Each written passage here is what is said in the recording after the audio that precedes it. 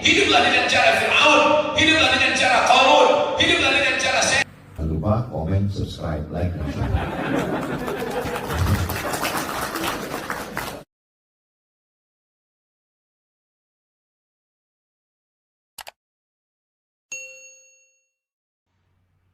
Assalamualaikum warahmatullahi wabarakatuh. Bismillahirrahmanirrahim. Alhamdulillahilladzi ja'ala as-salata imadad-din wa ja'ala man aqamaha aqamad-din wa man hadamaha hadamad-din. Wassalatu wassalamu ala atqan nasi wa ashaddihim khushu'an fi salatihim sayyidina wa syafi'ina wa habibina wa uswatina wa qudwatina wa maulana Muhammadin wa ala alihi wa sahbihi ajma'in wa man sara ala darbihi wa istanna bi sunnatihi wa ihtada bi hadihi ila yaumiddin. Subhanaka la ilma lana illa ma 'allamtana innaka antal alimul hakim. Rabbi syrah li sadri wa yassir li amri wa halul uqdata min lisani yafqahu qawli. Wa hasbunallahu wa ni'mal wakil wa la hawla wa la quwata illa billahil aliyyil azim. Hadirin wal hadirat yang dirahmati dan dimuliakan Allah Subhanahu wa ta'ala. Alhamdulillah, puji dan syukur kita panjatkan kehadirat Allah Subhanahu wa ta'ala atas limpahan rahmat dan karunia, sehingga pada kesempatan ini kita bersama-sama berkumpul bermuajahah untuk melaksanakan sebuah program yang sangat mulia. Mudah-mudahan program ini dimudahkan dan dilancarkan, dan yang paling utama diberkati dan diridai oleh Allah Subhanahu wa ta'ala. Selawat dan salam kita haturkan kepada baginda Rasulullah sallallahu alaihi wasallam, Nabi yang telah diutus oleh Allah Subhanahu wa ta'ala untuk menjadi rahmah bagi sekalian alam dan untuk menjadi uswah teladan bagi kita semua di dalam menjalani kehidupan kita di dunia, terutama sekali di dalam menjalani kehidupan keberagamaan kita. Hadirin wal hadirat yang dimuliakan Allah Subhanahu wa ta'ala. Salah satu karakter dasar seorang muslim sejati, sifat utama bagi seorang mukmin yang hakiki adalah mereka ketika menjalankan sebuah aktiviti atau pekerjaan, mereka selalu mencari kesempurnaan. Dalam konteks beragama, ketika mereka menjalankan aktiviti keagamaan, terutama misalnya dalam mengerjakan ibadah-ibadah utama, baik itu salat maupun zakat, puasa, dan haji, dan lain sebagainya, mereka selalu mencari kesempurnaan. Itulah salah satu karakter dasar seorang muslim. Dalam konteks ibadah sholat misalnya, ibadah sembahyang, mereka selalu mengerjakan sholat bukan hanya fokus pada zahirnya, tetapi juga sangat memperhatikan atau mengambil kira aspek batinnya. Dengan kata lain, ketika mereka menjalankan ibadah salat, mereka tidak hanya menumpukan pada aspek rukun-rukun dan syarat sah salatnya, tetapi juga mereka memperhatikan apa yang disebut dengan perkara-perkara sunnah dan perkara-perkara makruh. Perkara-perkara makruh mereka tinggalkan, dan perkara-perkara sunnah pun mereka laksanakan. Bagi seorang muslim sejati, mereka meyakini bahwa selama boleh kita bersalat secara jemaah, kenapa mesti melakukannya secara sendiri? Ketika kita atau ketika mereka misalnya mampu melaksanakan salat itu tepat pada waktunya, di awal waktu, kenapa mesti ditakhirkan? Bagi mereka tentu beza pahala antara kedua perkara ini. Hadirin wal hadirat yang dimuliakan Allah Subhanahu wa taala.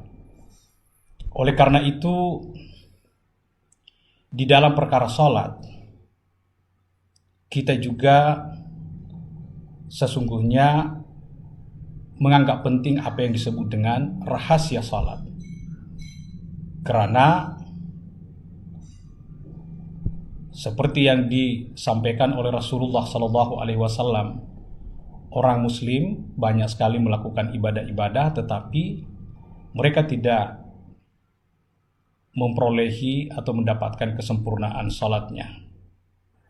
Kata Rasulullah Sallallahu Alaihi Wasallam, Innal abda la yusalli salata wa la yuktabu lahu minha illa ushruha, tis'uha, thumunuha, subu'uha, sudusuha, khumusuha, rubu'uha, au nisfuha. Poin penting dari hadis Nabi ini ialah bahwa ternyata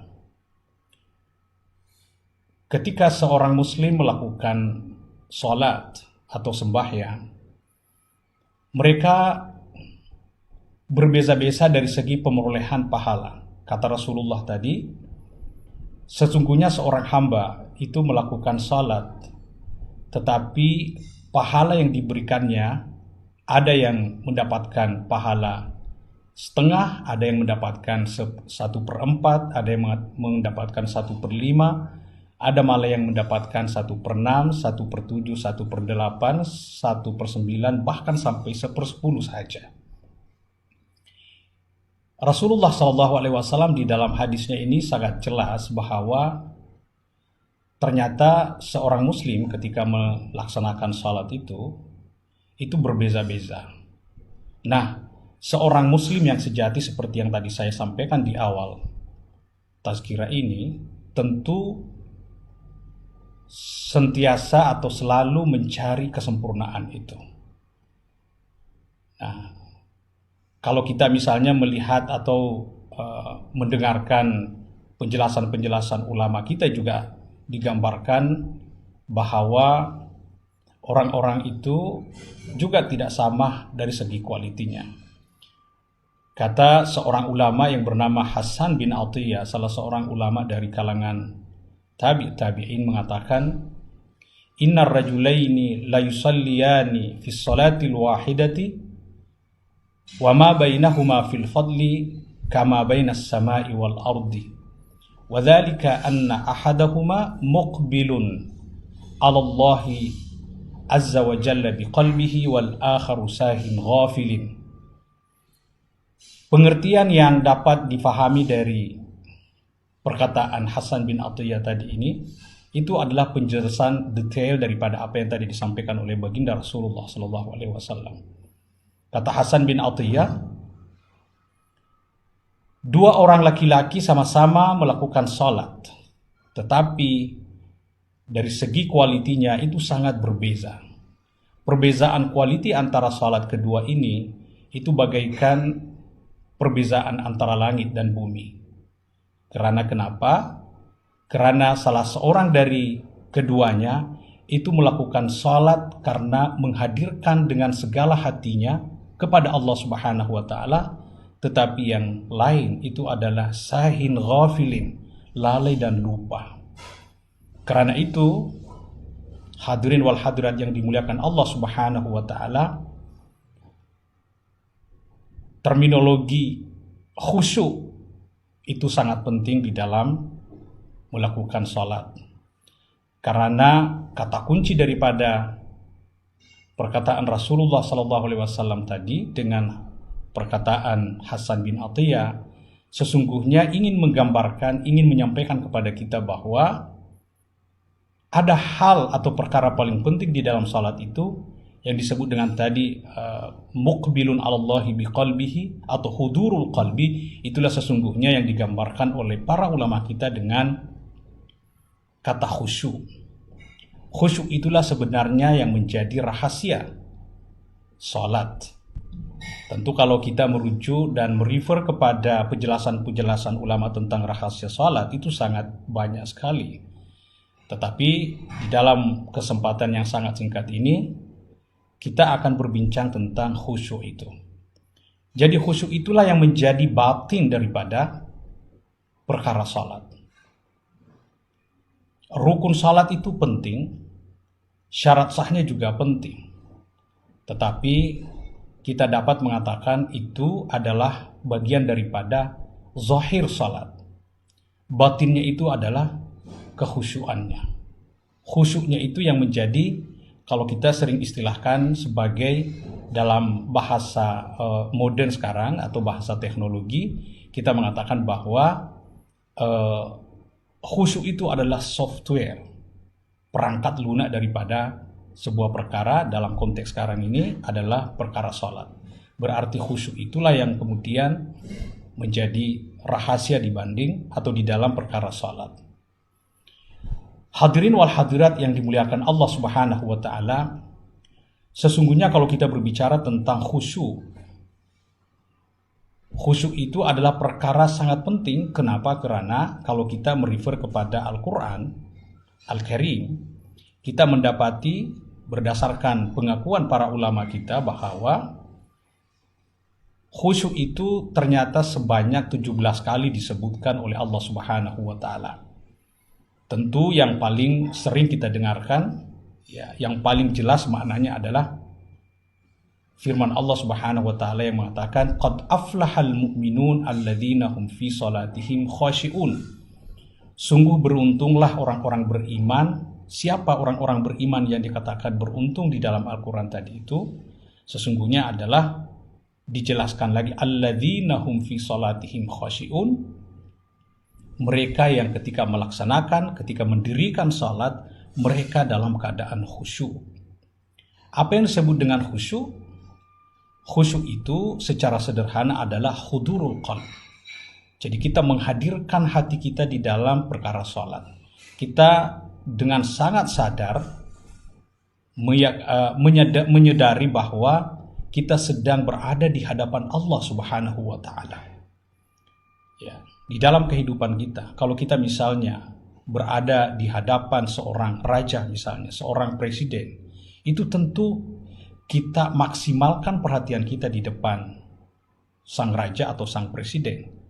Nah, bagaimana mungkin kita berikan segala hati kita kepada sang raja ketika kita menghadap kepada beliau, ketika menghadap kepada seorang perdana menteri, seorang presiden, tetapi kita tidak mampu melakukan itu di atas segala raja, segala pemerintah dan perdana menteri misalnya.